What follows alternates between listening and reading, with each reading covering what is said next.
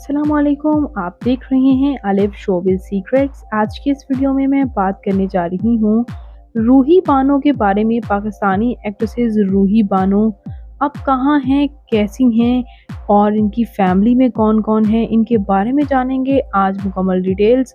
उससे पहले अगर आप मेरे चैनल अलिफ शोबिज़ सीक्रेट्स पर नए हैं तो मेरे चैनल को सब्सक्राइब कर दें, वीडियो को लाइक कर दें। रूही बानो पाकिस्तान के शहर कराची से ताल्लुक़ रखती हैं। 10 अगस्त 1951 को कराची में पैदा हुईं।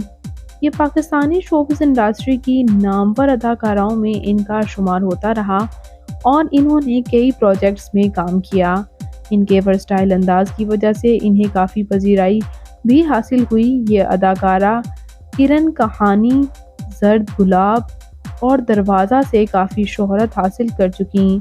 1970 से लेकर 1990 तक की मशहूर ड्रामाज में इन्होंने काम किया और इन्हें बेहद पसंद भी किया गया।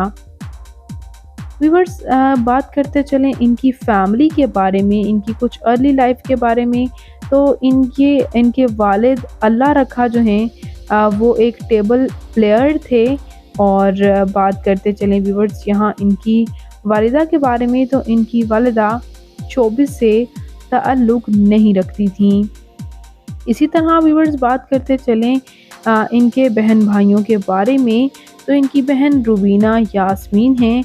और व्यूअर्स यहाँ ये भी बताती चलूँ कि इनके वालिद ने 2 शादियाँ की थीं और इनकी एक स्टेप ब्रदर तौफीक कुरैशी, जाकिर हुसैन और फजल कुरैशी इनके स्टेप ब्रदर्स हैं।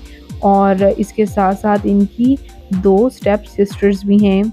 इनके बहन भाइयों में इनके भाई जो हैं वो एज अ डायरेक्टर सर्व कर रहे हैं, जबकि इनके एक भाई क्लासिकल म्यूजिशियन के तौर पर भी सर्व कर रहे हैं।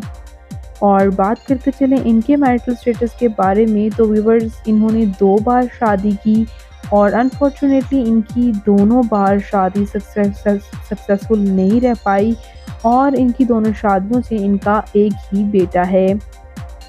इसके साथ साथ ये अदाकारा प्राइड ऑफ परफॉर्मेंस अवार्ड 1981 भी अपने नाम कर चुकी हैं। और आपको ये जानकर हैरानी होगी कि इनके बेटे सिर्फ महज 20 साल के थे जब इनके बेटे को गोली मार दी गई लाहौर में।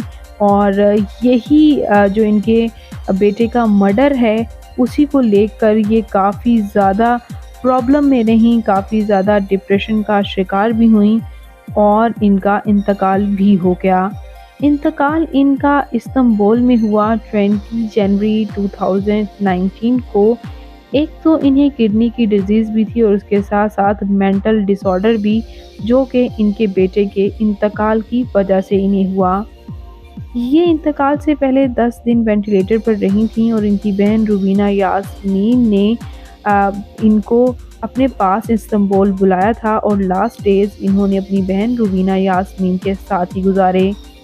ये अदाकारा जो कि इतने प्रोजेक्ट्स में काम करती रहीं, इतने अवार्ड्स अपने नाम किए, इन्होंने पीटीवी अवार्ड, इन्होंने pride of performance award, Nigar award, कई अवार्ड अपने नाम करने वाली ये अदाकारा अपनी ज़िंदगी के आखिरी दिनों में पागल कहलाईं और वो भी अपने बेटे के इंतकाल की वजह से। तो व्यूअर्स, ये रूही बानो की लाइफ स्टोरी जानकर आपको कैसा लगा, आप इस बारे में क्या कहेंगे? कमेंट्स में अपनी कीमती राय का इजहार ज़रूर कीजिएगा और मज़ीद अपडेट्स के लिए मेरे चैनल अलिफ शोबिज़ सीक्रेट्स को ज़रूर सब्सक्राइब कर लें। अल्लाह निगहबान।